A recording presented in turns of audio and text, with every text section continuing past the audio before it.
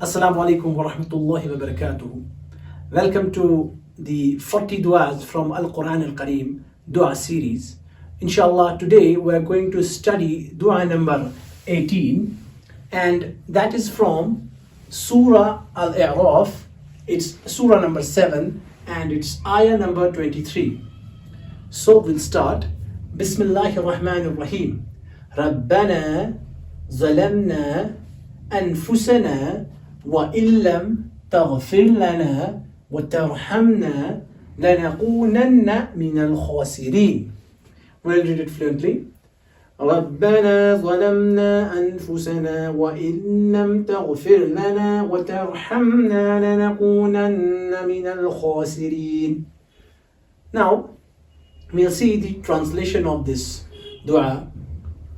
They said, Our Lord, we have wronged ourselves, and if you do not forgive us and have mercy upon us, we will surely be among the losers. Let's see this dua. This is the famous dua of Adam alayhi salam and Hawa alayhi salam. Number 1, Rabbana, Rabba and Na, our Lord. Then Zalamna. Now this is a verb. Zalamna, we have wronged. There are two people there, so we use we for that. Na. So let's analyze this verb. The past is Zalama, he wronged. Yazlimu, he has wronged. Azlim, the imperative, you wrong. Zalim, who perpetuates a wrong act. Mazlum, upon whom injustice is done or who is wronged.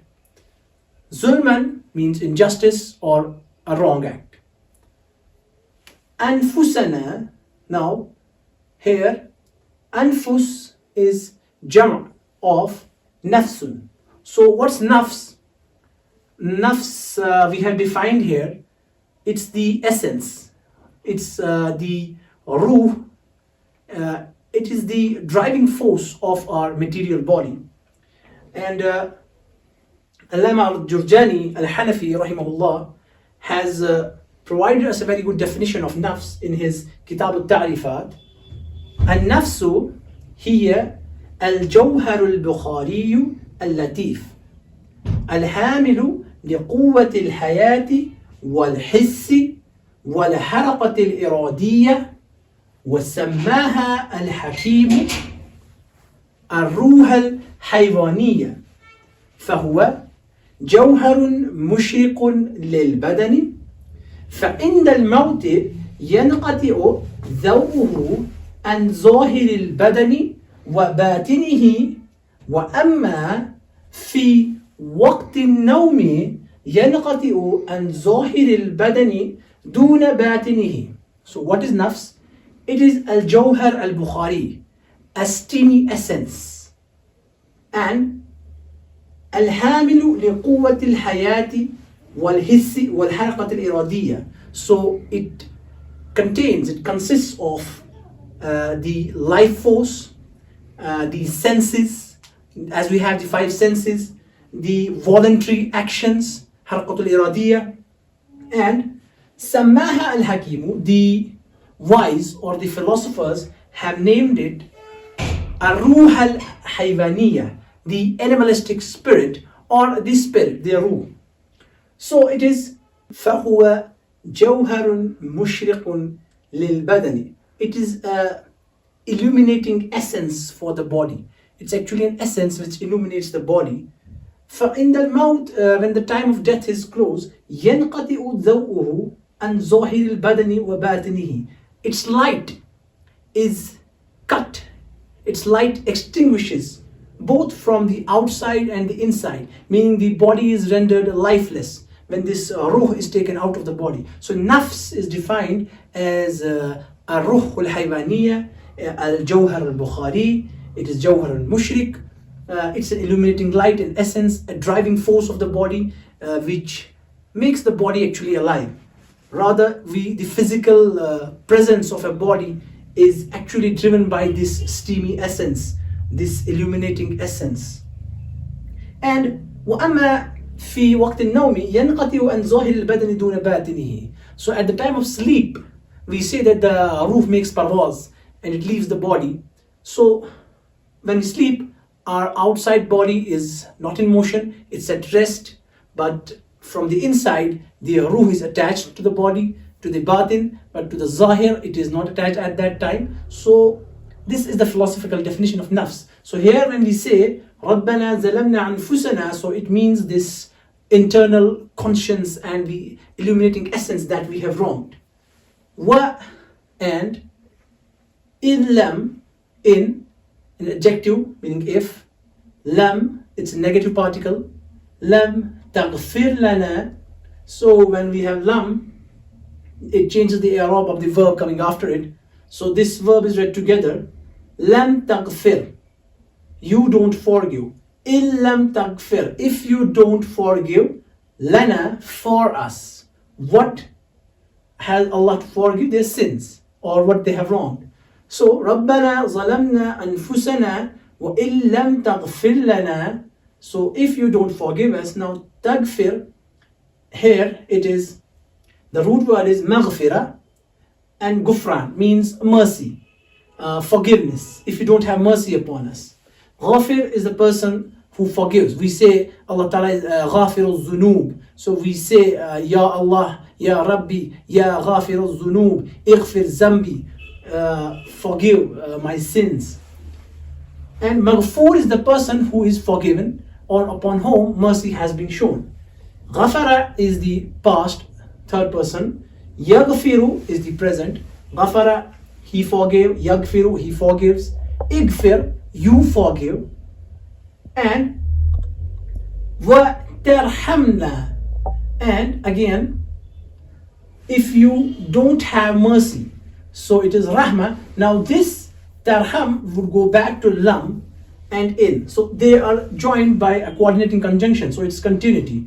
Illam taghfir lana, illam tarhamna. So it is like that. If you don't forgive us, if you don't have mercy upon us. Again, this tarham, it comes from rahima yarhamu, irham, rahim, marhum. The masdar is rahmatun or rahmun. It means mercy. So maghfirah is forgiveness, English translation. Rahma is mercy. So rahima, he had mercy.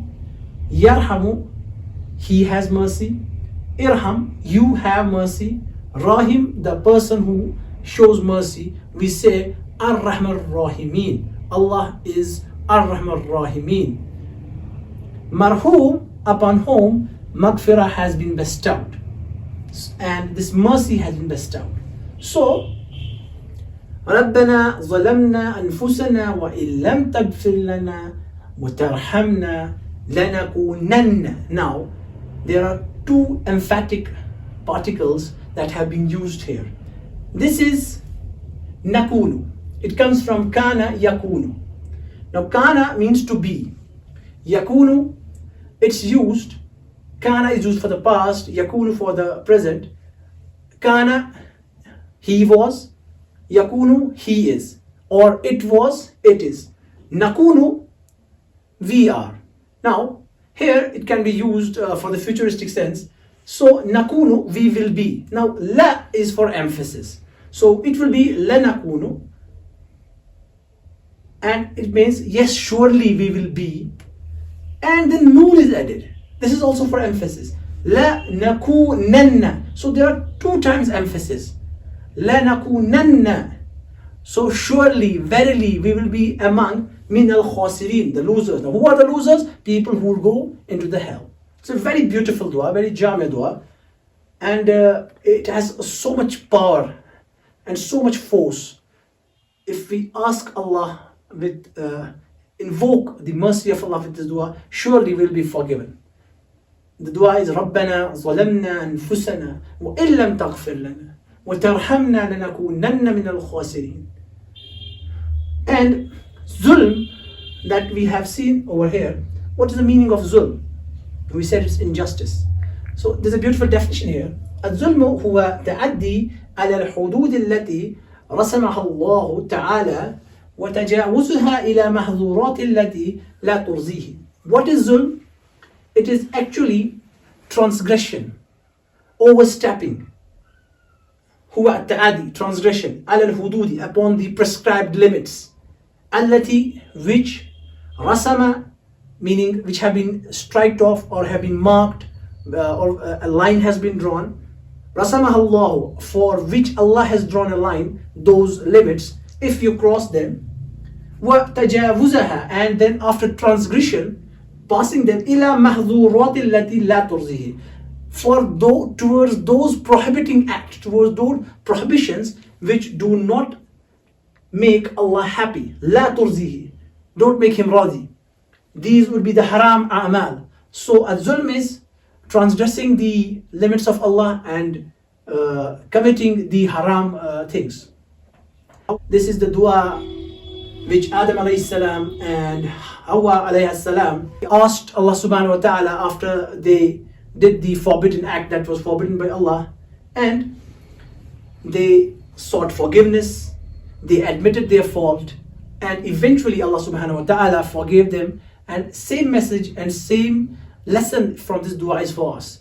If we commit sins, we must not lose hope in the mercy of Allah, in the forgiveness of Allah. This dua shows us that how vast Allah's mercy is. Inshallah Rahman, we'll come back with the 19th dua. Fi amanillah ila liqa, ma'as salama.